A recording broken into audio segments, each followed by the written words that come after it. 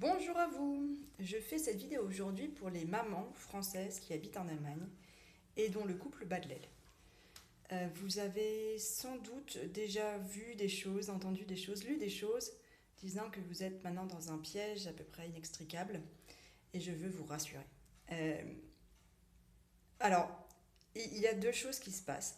C'est que on entend que les juges allemands vont maintenir, quoi qu'il en soit, les enfants sur le territoire allemand. Et on entend même que c'est une volonté délibérée parce qu'il faut repeupler l'Allemagne qui a un déficit démographique. Non. Ce qui se passe, c'est que les juges, lorsque les parents ne sont pas d'accord sur ce qui se passe avec leur enfant, vont regarder la pratique des parties des parents au moment où ils arrivaient à se mettre d'accord.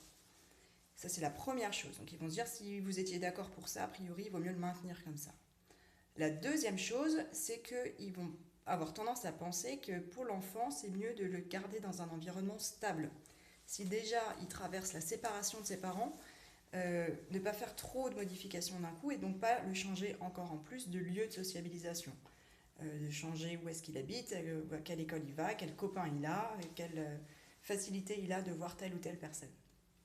Donc oui, c'est vrai que les juges allemands ont tendance à maintenir la résidence des enfants franco-allemands en Allemagne s'ils habitent en Allemagne. Mais ce sera aussi le cas des juges français pour les enfants franco-allemands qui habitent en France. Et ça n'a pas à voir avec un déficit démographique. Ceci étant dit, les juges ne statuent que si vous ne vous mettez pas d'accord. Et les juges peuvent statuer, peuvent ne pas avoir à statuer. Si vous vous mettez d'accord, il n'y a pas forcément besoin de l'accord du juge. Et même dans certains cas, les juges peuvent quand même accepter que l'enfant reparte dans un autre pays. Qu'est-ce qu'il faut pour ça? Il faut montrer que c'est dans son intérêt. Sachant que les juges allemands ont une tendance à penser que le plus important pour un enfant, c'est son attachement sécure à son parent d'attachement principal. Mais il y a un peu l'attachement à la mère et l'attachement à la patrie. Les deux sont importants pour les juges allemands.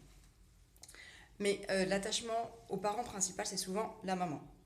Vous le savez, en Allemagne, c'est très difficile de faire garder son enfant la première année, quasi impossible, et même par la suite, c'est jusqu'à 13 heures. Et après, c'est très souvent la maman qui s'en occupe. Pour les juges allemands, c'est très important. Donc vous êtes dans une situation où vous avez deux angoisses énormes du côté du père et du côté de la mère. De votre côté à vous, parce que vous êtes l'étrangère. Du côté du papa, parce qu'il est le papa, pas la maman. Donc vous avez tous les deux peur qu'en cas de séparation, vous n'ayez plus la place que vous voulez auprès de votre enfant. Ces angoisses-là peuvent faire monter le conflit, mais vraiment très fort. Et que ce soit plus possible de communiquer avec l'autre personne à ce stade-là. C'est normal, c'est en tout cas très très très fréquent. Et il y a une sortie possible. C'est de vous faire aider par quelqu'un qui saura vous permettre de rediscuter de ça de manière constructive et sereine. De permettre à ces angoisses d'être exprimées, de permettre à l'autre personne de comprendre ce qui est vraiment important pour vous. Par exemple, avoir un relatif sentiment de sécurité. Les femmes françaises qui s'expatrient, souvent, la liberté, c'est fondamental. Et de se sentir piégée comme ça, c'est insupportable.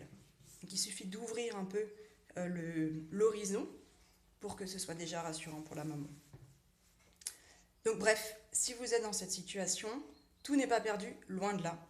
Moi j'ai eu des décisions après médiation où les juges acceptent complètement que l'enfant parte en France. Donc c'est possible, vraiment. Mais faites-vous aider et trouvez votre accord vous-même. Vous pouvez venir me voir par exemple. Belle journée, au revoir.